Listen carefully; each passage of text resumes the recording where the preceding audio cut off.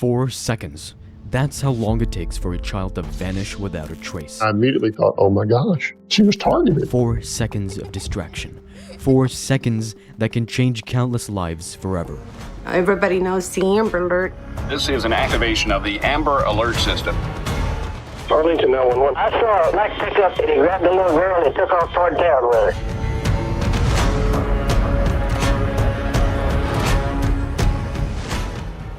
Amber desperately needs justice.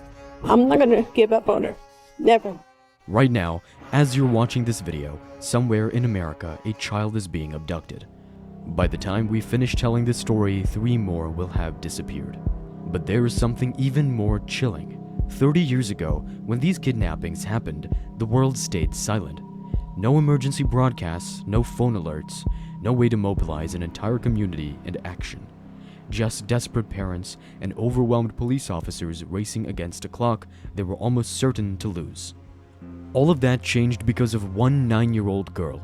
Her tragic story reshaped how we protect children today. Her name was Amber Hagerman. The day that changed everything. January 13th, 1996, Arlington, Texas.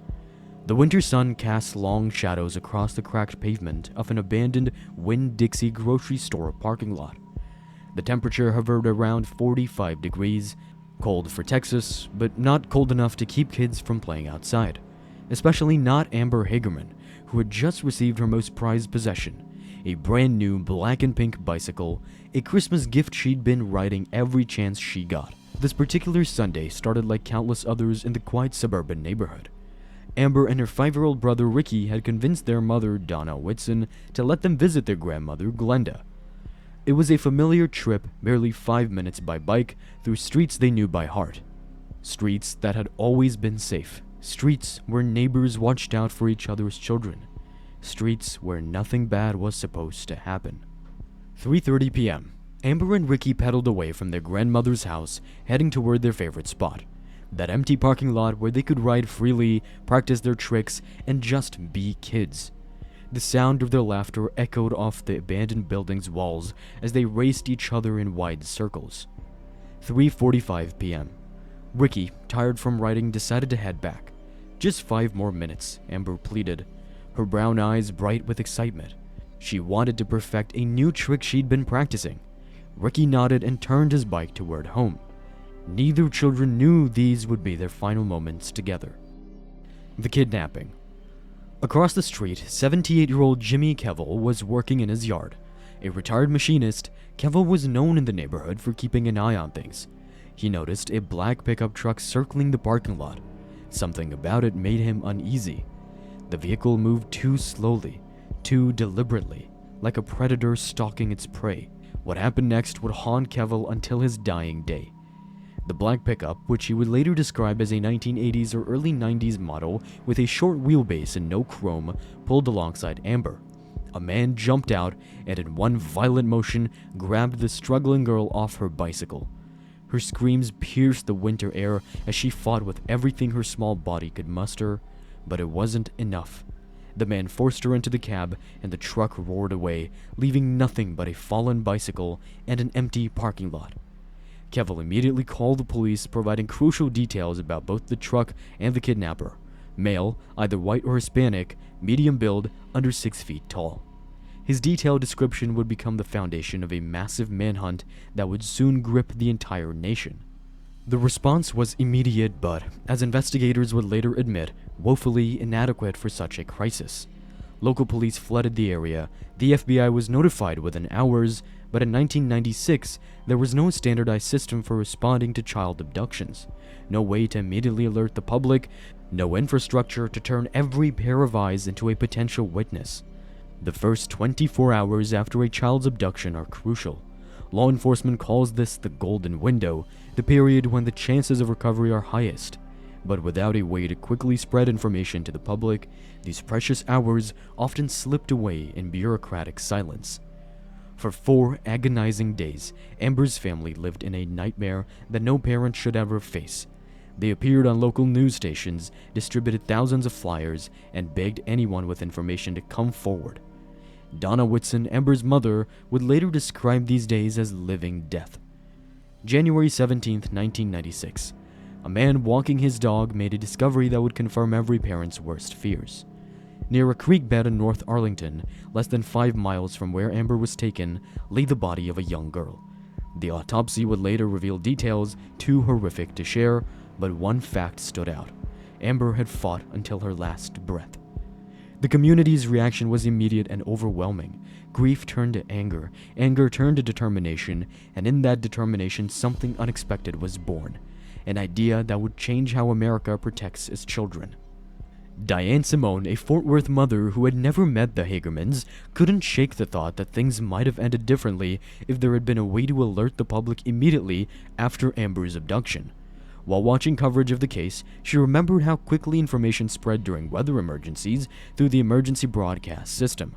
That's when it hit her. Why not use the same system for abducted children?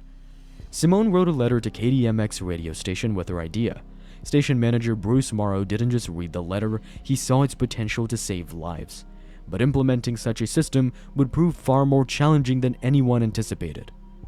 Law enforcement initially resisted the idea. They worried about false alarms overwhelming the system. Government officials cited logistical nightmares. Critics argued it would cause panic, or worse, desensitize people to real emergencies. Some even suggested it would give potential kidnappers ideas. But the advocates persisted, led by Amber's mother, Donna. She transformed her grief into a mission, testifying before state legislators, sharing her story with anyone who would listen, and becoming the face of a movement that would revolutionize child protection in America. The first Amber Alert, America's Missing broadcast emergency response, was implemented in the Dallas-Fort Worth area in July 1996. The results were immediate and stunning. Within the first month, 3 abducted children were recovered safely. Success stories began pouring in from across Texas. Other states took notice. Local programs sprouted up across the country. But here's something few people know. The system we use today almost didn't happen. In 2002, when President George W. Bush prepared to sign the National Amber Alert legislation, the bill had nearly died in a committee 3 times. What saved it was a collection of letters, hundreds of them, from families of recovered children, each telling their story of how the alert system had brought their loved ones home. Detective Ben Lopez, one of the original investigators on Amber's case, still keeps her photo on his desk. This case changed everything, he says. Not just how we handle abductions, but how we view our responsibility to protect each other's children. Every alert is personal now. Every child is Amber. The statistics tell a powerful story. Since its inception, Amber Alerts have led to the recovery of over 1,100 children. The system has evolved from simple radio broadcasts to a sophisticated network that includes television, electronic highway signs, lottery tickets, mobile phones, and social media platforms. Today, when an Amber Alert is issued, it triggers a cascade of actions. Within minutes, information about the missing child, the suspected abductor, and any vehicles involved reaches millions of people. Digital billboards flash details to highway travelers, emergency alerts override mobile phone settings. Social media platforms prioritize the information in users' feeds. But perhaps most importantly, the system has created a new kind of community, vigilance. People pay attention. They look for the vehicles described, they call in tips, they become part of a vast network of eyes and ears that make it increasingly difficult for abductors to escape detection. Yet, amid all this progress, Amber Hagerman's own case remains unresolved. The black pickup truck was never found. The man Jimmy Cavill described has never been identified. Every year on the anniversary of Amber's abduction, the Arlington Police Department receives new tips, but none have led to the breakthrough they've been hoping for. Cold case detectives continue to apply new technologies to the evidence they have. DNA testing has advanced significantly since 1996. Surveillance footage from that day, once considered too grainy to be useful, is being enhanced with modern software, but the killer remains free.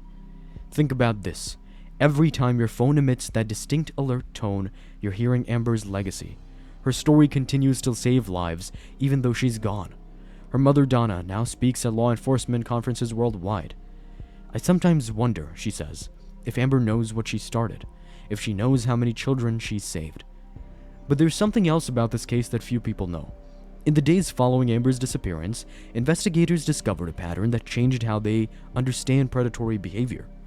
A pattern that made them completely rethink their approach to child abductions. A pattern that, if recognized sooner, might have saved Amber's life.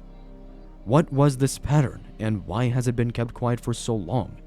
That's a story for another time. But remember this, the next time an Amber Alert interrupts your day, take a moment to read it. Because somewhere, a family is living their worst nightmare, and you might be their only hope. Remember, somewhere in Texas, there's still a black pickup truck. There's still someone who knows what happened that January day, and there's still a family waiting for answers. But thanks to Amber Hagerman, thousands of other families will never have to wait in silence.